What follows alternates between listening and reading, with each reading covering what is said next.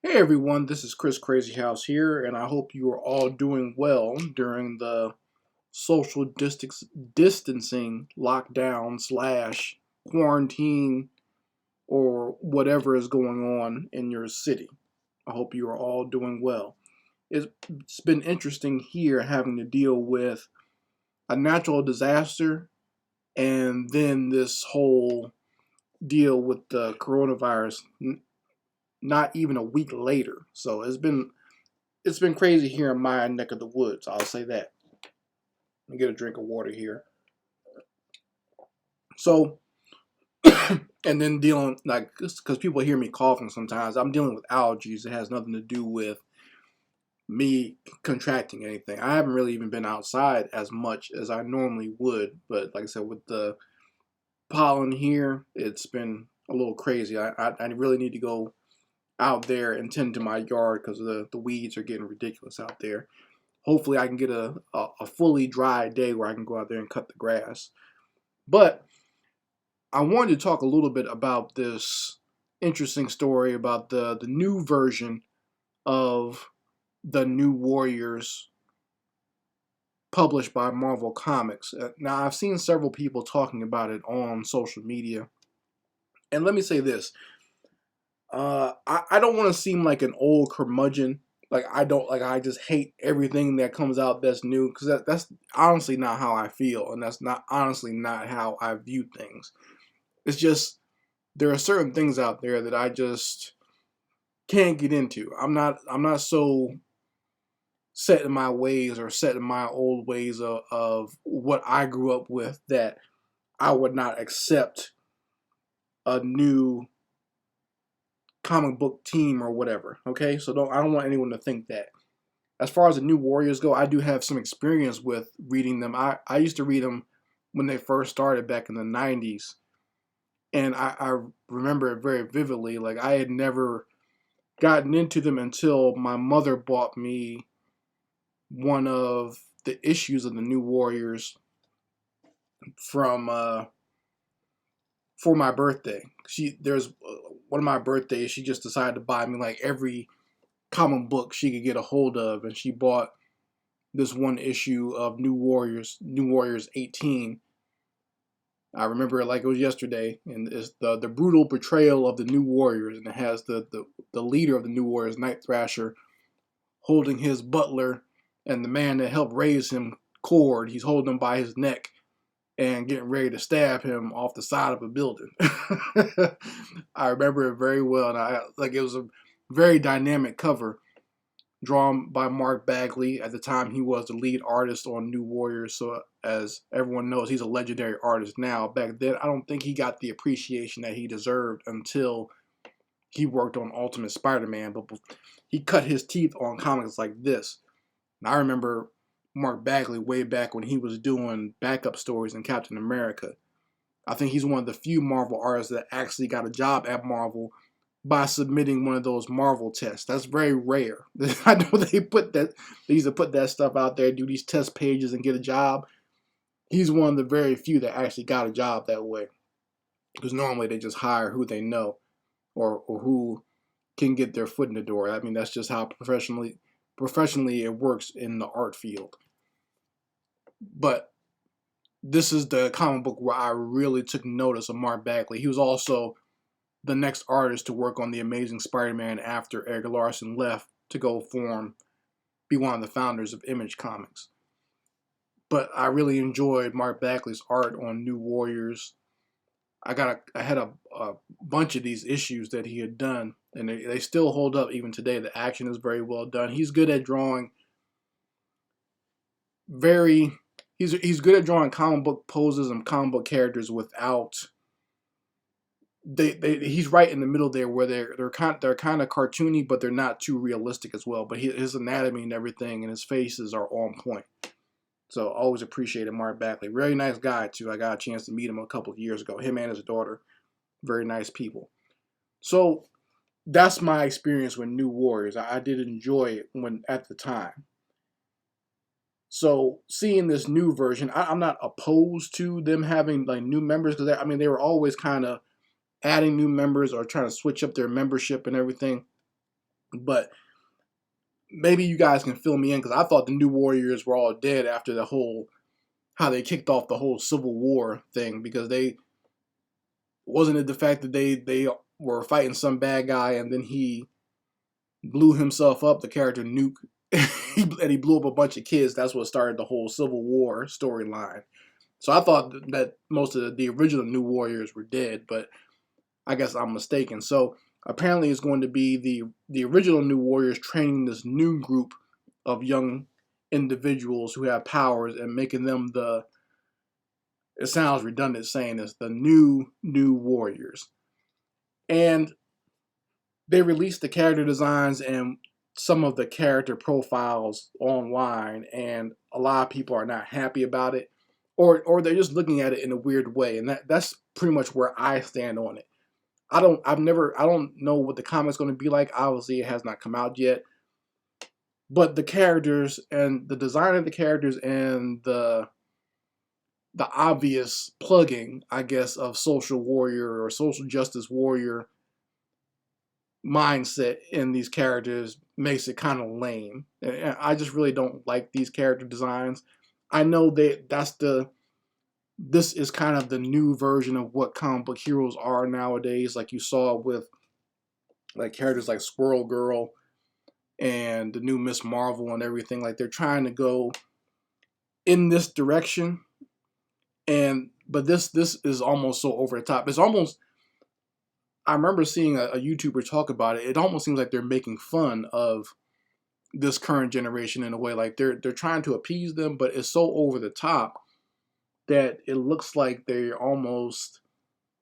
It just seems the characters just seem kind of disrespectful. It just, that's just my opinion. So if you go through and look at some of the character designs, they got one character. I think she's going to be the leader of the group called Trailblazer, and I guess the character is supposed to be Hispanic, but she's morbidly obese, and she gets her powers from a backpack. I guess she has to get the powers from a backpack because otherwise she would not be able to do anything that was super because she's out of shape.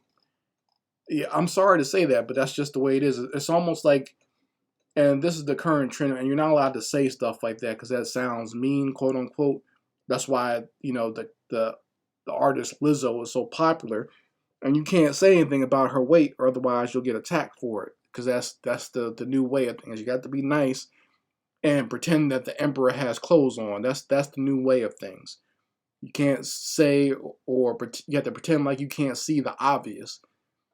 Because that's what this character seems like. It seems like they made Lizzo a superhero, and the other characters are wearing a superhero costume, but she's pretty much just wearing a hoodie and some sweatpants or some yoga pants and some boots. Now, the characters that really got everyone into an uproar are the twin characters, and of course they're black. I mean, what else would they be if you had to have characters that identify with the LGBT community? They always have to be black. As my good buddy Sean James says on his page, is almost a passive aggressive way of liberals being somewhat racist with their assessment of black characters.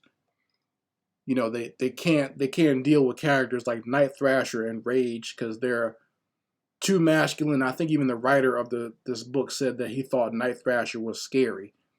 A black male who is wealthy and has drive to become a superhero, that's scary to, I guess, your average liberal type male that writes these types of things. But if you make the black characters effeminate or queer in some way, and I'm saying that in the sense that they have chosen to use the word, then that means that the characters no longer become scary and they're more acceptable within a group dynamic or just within a comic book dynamic. That's the only way you're going to have black characters nowadays. If they are queer or if they're a male, they got to be effeminate. That's why they have this male character safe space. Yes, that's his code name.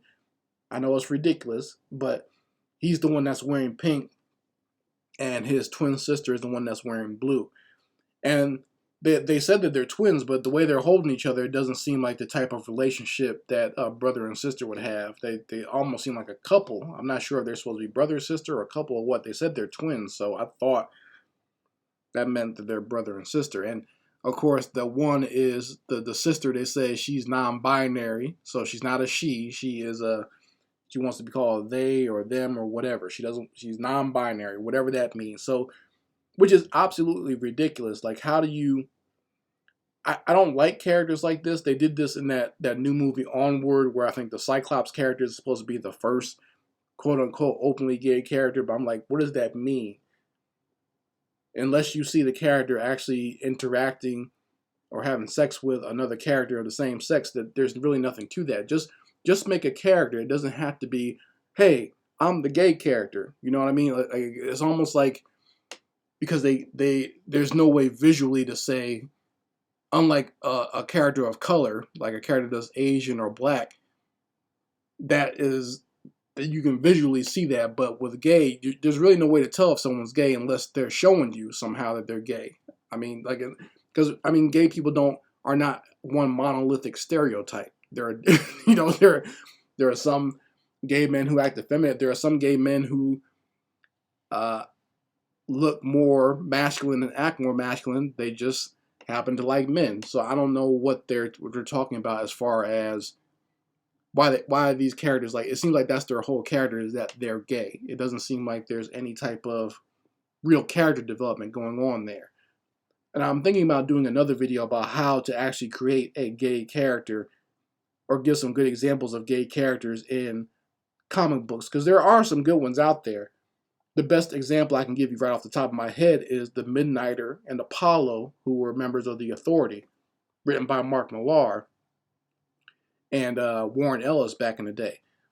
Those characters were gay. They were kind of like an analog of Superman and Batman, but those two characters were gay and they were in love with each other, and they eventually got married, but that was not, them being gay was not their character. They were characters in and of themselves. It's just the fact, it just so happens that they were gay. And that was not the writers avoiding or trying to avoid the fact that they were a homosexual couple. It was just the fact that they were showing that they were people and that they were characters in and of themselves, and characters that were just as important to the story, without making it like, oh, there was never a whole story about them being gay. They were just a gay couple, and that's just what it was. It wasn't like, even when they got married, that was not a whole issue. Like, usually nowadays, if they had characters like that, they would have a whole issue about them getting married, and that'd be the only thing the issue was about. There'd be no fighting or whatever. But these were two important characters that just happened to be gay. I thought those characters are very well written because I like those characters. But, it's almost like another example, if anyone watched the show The Wire, the character Omar. The fact that he was gay was not the whole end-all, be-all of his character. He was a character in and of himself. He just happened to be gay. And like I said, I think that's a better way to write characters like that, to where you don't care about what their sexuality is. You just love the character. Same thing with the character Snoop Pearson on The Wire as well. But see, like I said, you don't nowadays. That's the only thing the character is about, is they have to announce. That's what I wonder: is the character going to announce that they're non-binary while they're fighting a supervillain? Is that what's going to happen? I don't know. And like I said, these characters, to me, they just seem kind of lame. They don't seem like they really hold up to the new Warriors. And like I said, a lot of the new character designs of a lot of new superheroes nowadays just seem to not be, they just don't seem to be, they don't hold up to that icon status of a lot of classic superheroes. And that's a shame, because I know there's creative people out there who can create these things, but they avoid that to try to fit more into whatever's going on now. And that's not going to always last. Those sensibilities aren't going to always last. I'm not saying that there's never going to be any interesting gay written characters or different types of characters that think differently, but I just think these characters are going to fade out and fade away. They're not going to last forever. They're not going to be around 50 years later like Captain America or Spider-Man. No one's going to remember Snowflake and Safe Space. I know that sounds harsh, but that's just what it is. Okay, so I mean, you folks, let me know how you feel about it in the comments section, and I'll try to get back to you as best I can. I hope everyone's doing well.